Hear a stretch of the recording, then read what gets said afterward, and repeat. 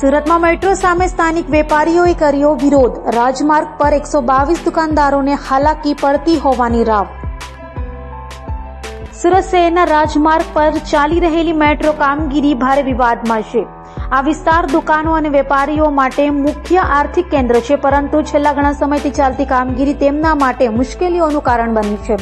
વેપારીઓ ફરિયાદ કરે છે કે મેટ્રો કામગીરી દરમિયાન કાચા શેડ અથવા પતરા પડવાથી તેમનું માલ મસાલો નુકસાન પામ્યું છે. ઉપરાંત ગલીઓ અને રસ્તાઓ પરની અવ્યવસ્થાએ તેઓના ધંધા પર ગંભીર અસર પાડી છે. સ્થાનિક લોકો પણ આ કામગીરીને લઈને હેરાન છે, કારણ કે ધૂળ, અવરજવર અને અન્ય મુશ્કેલીઓ તેમના દૈનિક જીવનને પ્રભાવિત કરી રહી છે.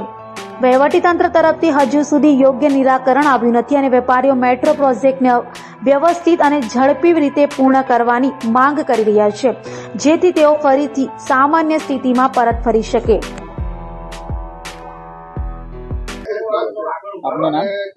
મારું નામ તાહિરભાઈ લોખંડવાલા છે. શું કહેશો, કેટલી હાલાકી પડી રહી છે અને કેટલી દુકાનો આવેલી છે?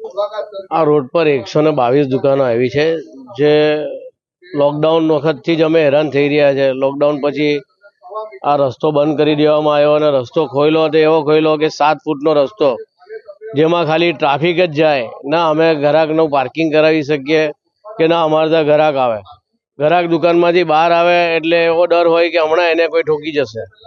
આ 1 મહિનો થયો રસ્તો ખોલવામાં. 1 મહિનામાં કમસે કમ 7 થી 8 જણને અમે મસ્કરી હોસ્પિટલમાં સારવાર માટે લઈ ગયા છે. દર 5 મિનિટે અહીંયા ઝઘડા લડાઈ થાય એટલે વેપારીઓ, પોલીસ જેમ ટ્રાફિક હવાલદાર જેમ બહાર આવીને ટ્રાફિક છૂટું પાડવું પડે. રસ્તો ફૂટપાથ કરતાં ઊંચો કરી દીધો છે એટલે દરેક વાહન દુકાનની અંદર ભરાઈ જાય છે. આજે પણ સવારમાં વહેલી સવારે અકસ્માત થયું, જેમાં 3-4 શટલ તોડી નાખ્યા, દુકાનના બોર્ડ તોડી નાખ્યા.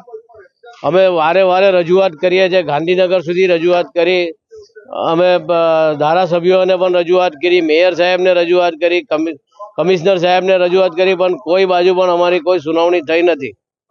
જ્યારે એ લોકોને અમારી જરૂર હતી, રસ્તો બંધ કરીને કામ ચાલુ કર્યું છે, ત્યારે અમારા સાથે વારે મિટિંગ કરી, અમારા સાથે વાતચીત કરી અને હવે એવું કહે છે કે અમારે તમારી કોઈ જરૂર નથી, એટલે તમારાથી જે થાય તે કરી લો. આ રસ્તો આપ્યો છે, એમાં તમે તમારું ગુજરાન કરી લો. હવે આ રસ્તો કેટલા સમય માટે એની કોઈ ઉલ્લેખ જ નથી. આ 2 વર્ષ સુધી બંધ રહેશે કે 5 વર્ષ બંધ રહેશે એવી કોઈ સમય મર્યાદા છે જ નથી.